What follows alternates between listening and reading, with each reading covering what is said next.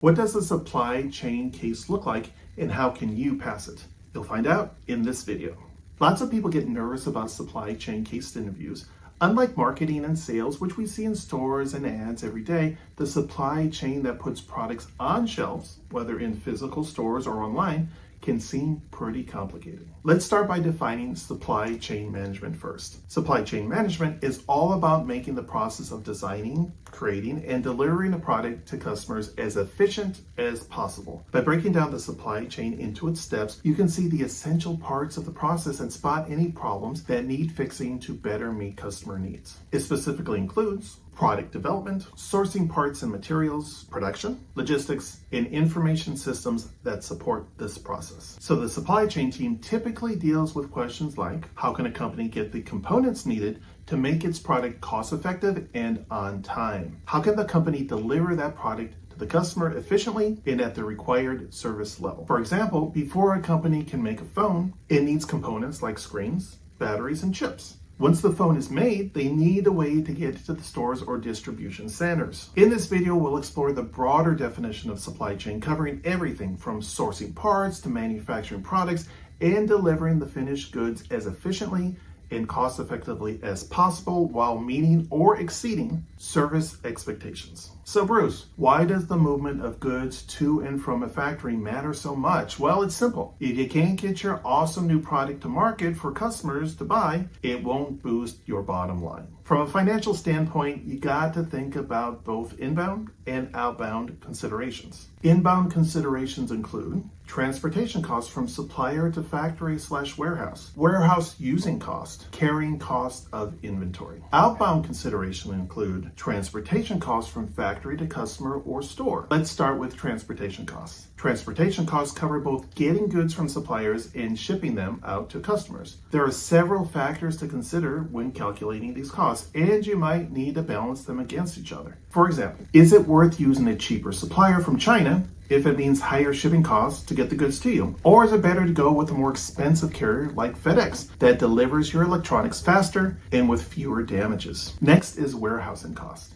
Storing inventory, whether it's parts or finished products, is a big part of supply chain management. Warehousing costs can add up, but there are ways to optimize them. Rent only the storage space you need and use it efficiently. Optimize product packaging to save on storage space. Look for cheaper warehousing locations. Consider using a multi-client facility to share costs with other businesses if you don't need a lot of space. Keep in mind that there can be trade-offs. Cheaper warehousing that's poorly connected to your distribution network could end up costing more in time and money than pricier storage that's well connected. The goal is to optimize total supply chain costs, not just individual expenses. Besides storage costs, holding inventory comes with a bunch of other expenses. Capital tied up in inventory can't be used for other investments. You need insurance to protect against theft or damage. There's a risk of a product losing value or becoming obsolete over time. From a customer perspective, you've got to think about both inbound and outbound considerations. For inbound, if you're missing parts, factories might sit idle. And for outbound,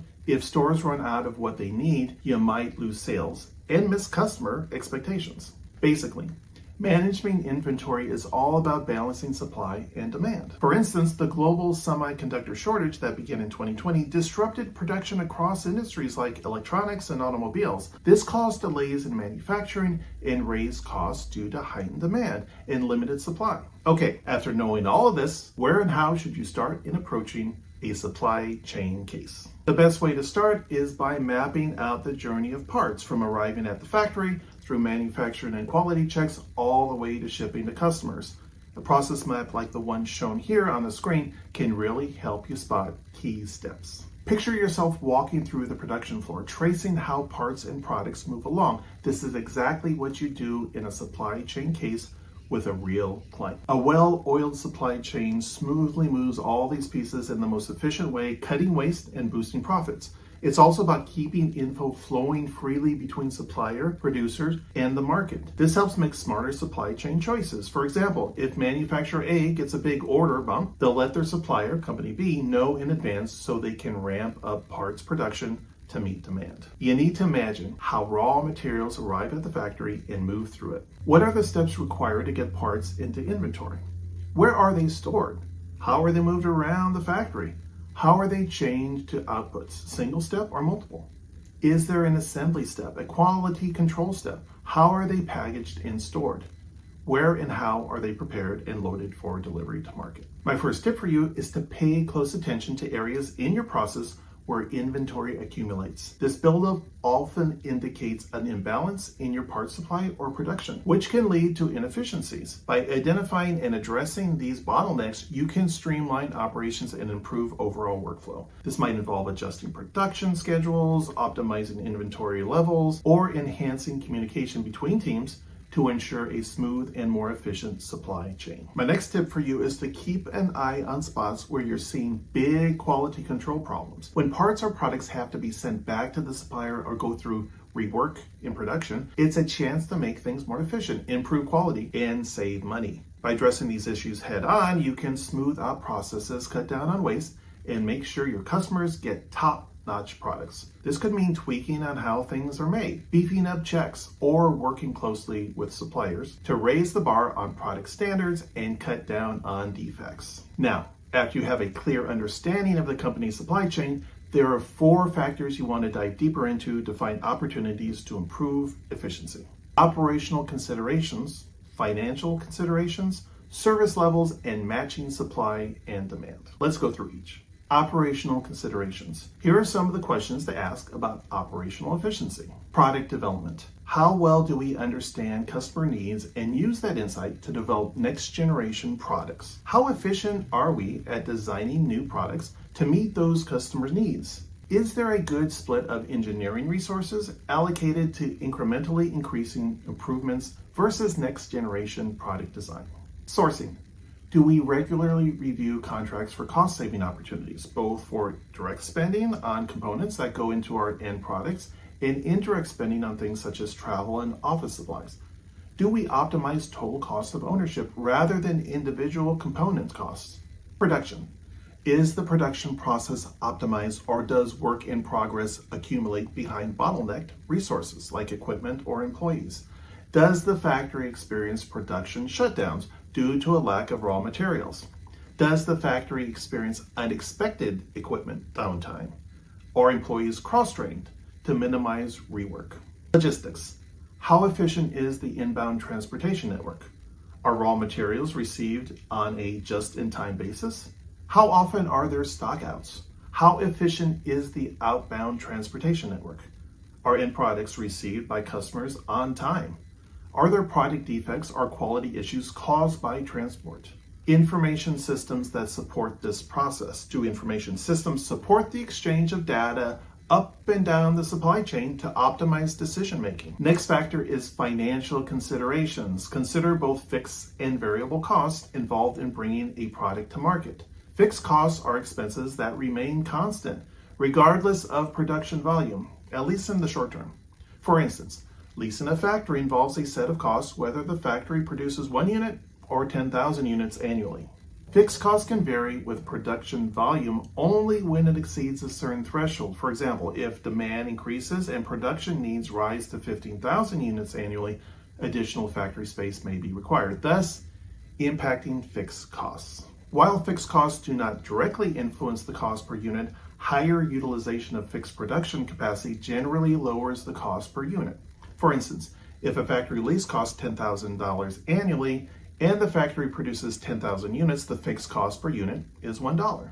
If production runs at 50% capacity, the fixed cost per unit would double to $2. Now we go to variable costs. Variable costs fluctuate based on production volume. As you produce more units, you incur additional variable expenses such as raw materials and hourly labor costs. Sometimes adjusting the balance between fixed and variable costs can lead to cost savings. For instance, investing in machinery or automation, which are fixed costs, might be worthwhile if it reduces high labor costs. So, look out for opportunities like these while also optimizing fixed and variable costs individually. Here are some questions you can ask about financial optimization. How do increases and decreases in production impact fixed and variable costs? Are there variable costs that fixed costs could replace? For example, new machinery that could reduce labor costs as well as total cost of production. Are there fixed costs that could be reduced through outsourcing. For example, costs of leasing and managing a warehouse that could be reduced by outsourcing. Where are the biggest opportunities for financial savings? How could reducing or increasing costs affect other considerations such as operational efficiency? Next factor is service level. In supply chain management, when we talk about service level, we're really talking about how well we meet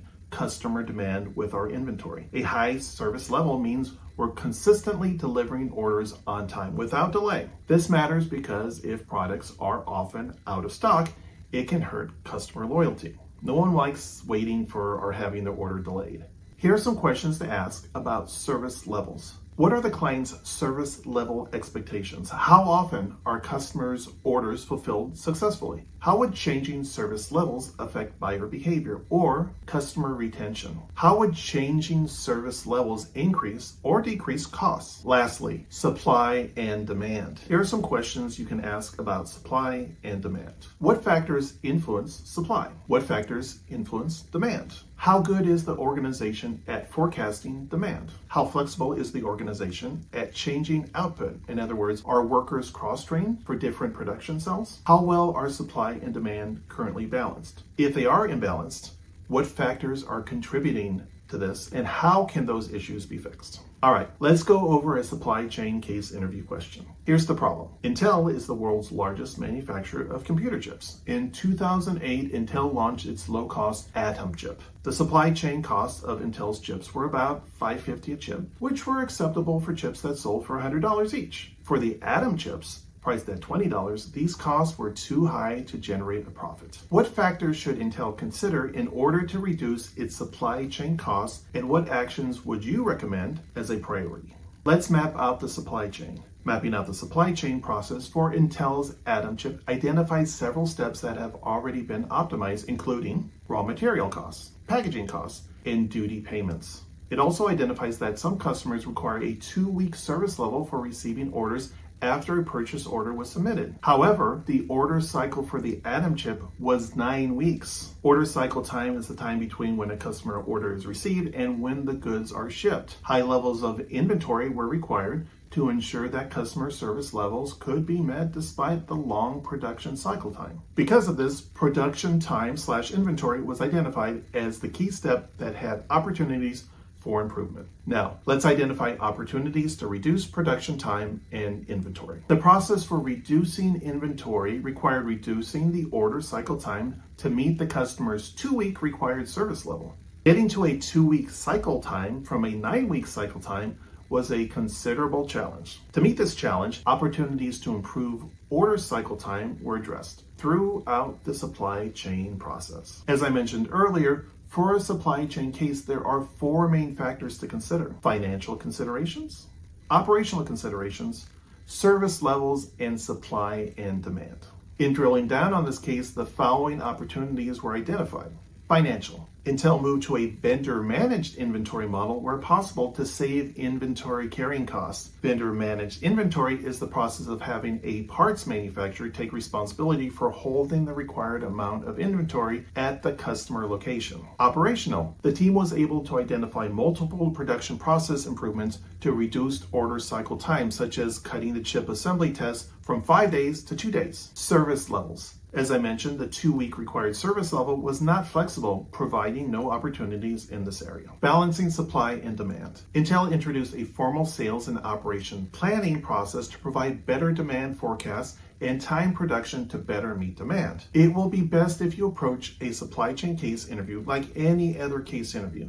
We have a lot of videos covering this, so I'll link to those in the description. There you have it, everything you need to know about how to pass a supply chain case interview. I'm curious, will you be going through a case interview soon? If you comment below the name of the firm that you will be interviewing with, I'll share resources on how you can pass the interview. So, for example, if you put McKinsey, I'll send you some resources for passing your interviews with McKinsey. And if you are 100% serious about becoming a consultant at McKinsey or another amazing firm, I would love to help. My team and I are former consulting recruiters and interviewers who help applicants get and pass their interviews so they can land their consulting offer. To date, we have a 90% success rate. That means 9 out of 10 applicants who work with us land at least one offer, and we've helped over 800 people already land a consulting job. Click on the link below to book a call with my team to find out more. Booking this call could put you one step closer to landing your offer at McKinsey, Bain, BCG, or other management consulting firms. But you don't have to take my word for it. Hear from 𝗙𝗵𝗻. 𝗙𝗵𝗻 received an offer from McKinsey despite coming from an engineering background, specifically oil and gas. I'll link to his video somewhere beside me. That's it for now. I'll see you in the next video.